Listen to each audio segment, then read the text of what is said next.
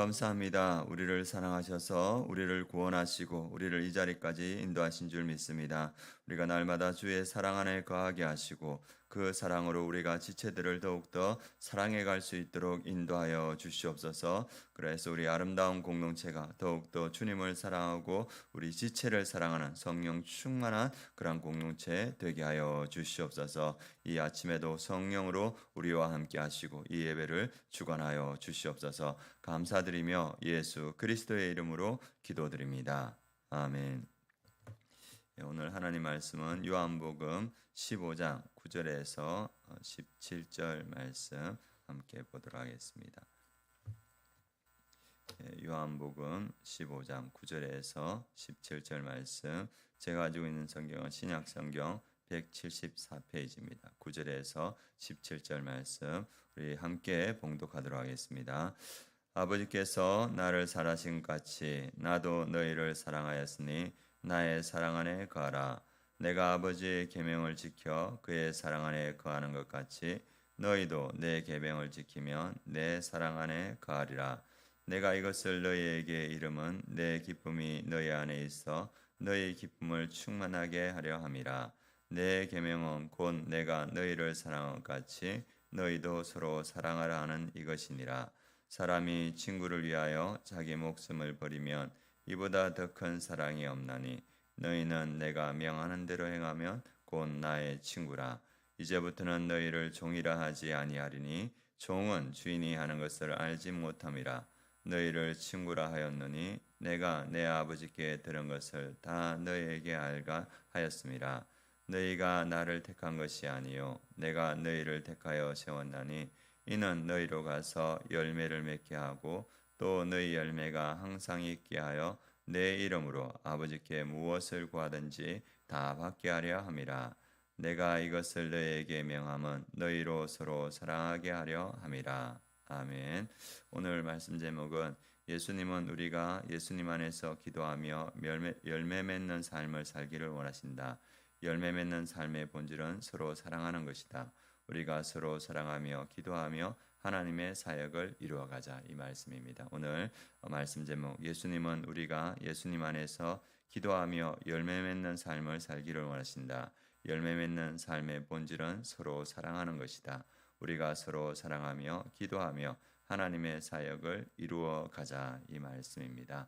오늘 말씀 15장, 요한복음 15장은 14장에서 이어지는데 14장 끝에 보면 일어나라 여기를 떠나자 하시니라 이렇게 시작합니다.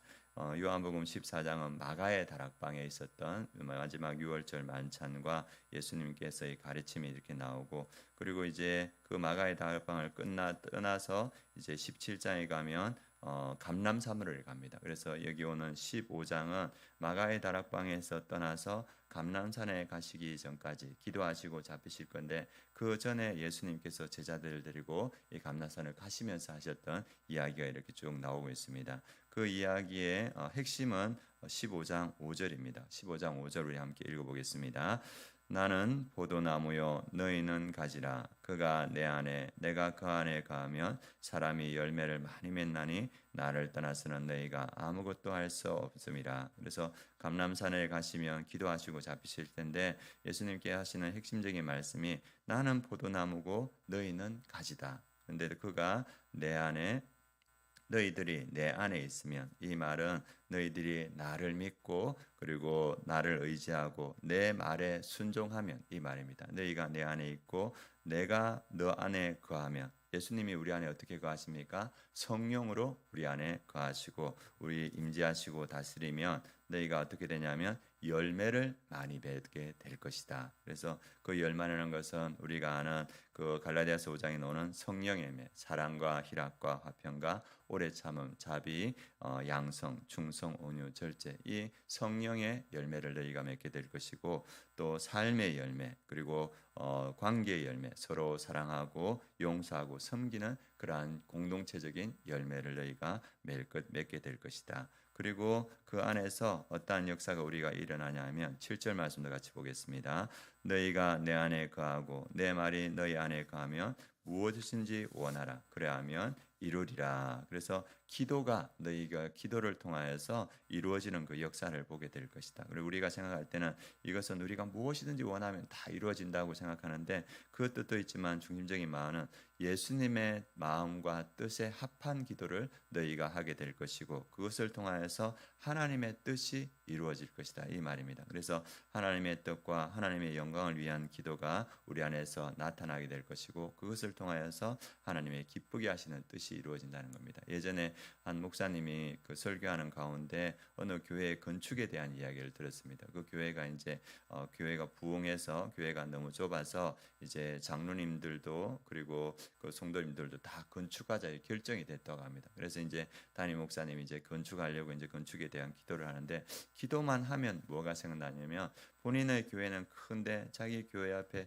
조그만 교회가 있는 거예요. 그런데 그 교회는 낡았고 성도들도 얼마 안 되는데 이 건축을 향해서 기도만 하면 그 교회가 생각나는 거예요. 그래서 이 목사님이 하나님 이게 무슨 뜻입니까? 이렇게 기도하는데 하나님께서 너희 교회 건축하기 전에 그 교회부터 도와줘라 이런 마음이 계속 드는 거예요. 그래서 그 담임 목사님이 그 당회원들을 모아서 우리가 건축하려고 하는데 이제 모든 것이 다 준비되어 있고 재정도 준비되어 있고 성도들이 뜻도 준비되어 있는데 내가 기도만 하면 그 교회가 생각난다. 그래서 우리가 우리 교회를 짓기 전에 그 교회를 깨끗하게 리모델링을 해주고 그 다음에 우리 교회를 짓자. 그래서 그 당회원들이 그 뜻에 순종하여서 본인의 교회를 짓기 전에 그 조그만 교회, 흐름한 교회를 깨끗하게 리모델링을 도와주고 본인의 교회를 지었다고 그 이야기를 들었습니다.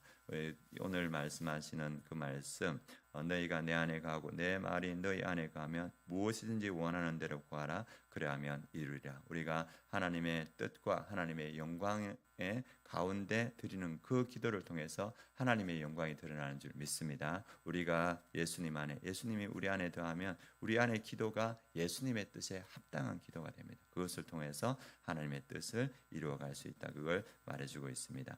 그리고 우리가 예수 그리스도 안에 거한다는 것, 그럼 그것을 우리 삶에서 어떻게 이루어갈 수 있는가? 그 말씀이 10절 말씀입니다. 같이 한번 읽어보겠습니다. 내가 아버지의 계명을 지켜 그의 사랑 안에 거하는 것 같이 너희도 내 계명을 지키면 내 사랑 안에 거하리라. 그래서 우리가 예수님 안에 거한다는 것, 예수님을 사랑한다는 것이 무엇이냐? 예수님의 계명을 지키면 우리가 예수님 안에 거하는 것이고 예수님을 사랑한다는 것이다. 그렇게 말하고 있습니다. 그래서 우리가 주님을 어떻게 더 사랑할 수 있습니까? 주님의 말씀을 지키는 것이 예수님을 사랑하는 것이다. 그리고 주님의 사랑 안에 거하는 것이다. 그래서 주님께서 그러면 주님의 계명이 무엇인가? 많은 말씀이 있지만 핵심은 12절 말씀입니다. 12절에 보면 내 계명은 곧 내가 너희를 사랑한 같이 너희도 서로 사랑하라는 이것이니라. 그래서 예수님의 핵심적인 계명은 뭐냐면 제자들이 너희들이 서로 사랑하는 것이 내 계명이고 너희가 서로 사랑할 때 내 안에 거하는 것이다. 이렇게 말하고 있습니다. 그래서 예수님께서 다시 17절에 반복하고 있습니다. 17절 말씀 같이 읽어보겠습니다. 내가 이것을 너희에게 명함은 너희로 서로 사랑하게 하려 함이라. 예수님의 계명의 핵심은 너희가 서로 사랑하게 하려는 것. 이 너희가 서로 사랑할 때 내 안에 거하게 되고 내 안에 거할 때 너희가 하나님의 뜻대로 기도하는 것이 모두 다 이루어질 것이다. 그리고 하나님의 뜻을 이루어갈 것이다. 이렇게 말하고 있습니다. 요즘 보면 이렇게 우리 중보기도팀에서 집에 있는 것들을 막 가져오시더라고요. 그래서 이렇게 같이 식사할 때 서로 나누기도 하시고 또 제가 얘기를 들어보니까 우리 성도님들이 서로 이렇게 어려운 분들을 서로 도와가며 이렇게 교회 생활을 하는 거 보고 참 감사하다는 생각이 들었습니다. 주님의 뜻은 무엇입니까? 서로 사랑하라. 여기 보면 18절에 보면 세상이 너희를 미워하면 너희보다 먼저 나를 미워한 줄을 알라. 예수님께서 떠나시면 세상이 그 제자들을 미워하는 현상이 나타납니다. 그래서 사내들인 공의에서 그 제자들을 불러서 신분하고 또 죽이기까지 하지 않습니까? 그리고 예수님이 떠나고 나서 로마의 박해가 이루어지고 유대인들의 박해가 이루어지고 세상이 이 믿음의 공동체를 미워합니다. 그 미워함 가운데 어떻게 하면 이 공동체가 주님의 뜻을 이루어갈 수 있습니까? 서로 사랑할 때 그 뜻을 이루어갈 수 있다. 그리고 그 사랑이 온전히 이루어진 모습을 보이는데 구약에서 주님께서 서로 사랑하라고 하시면서 신명기 15장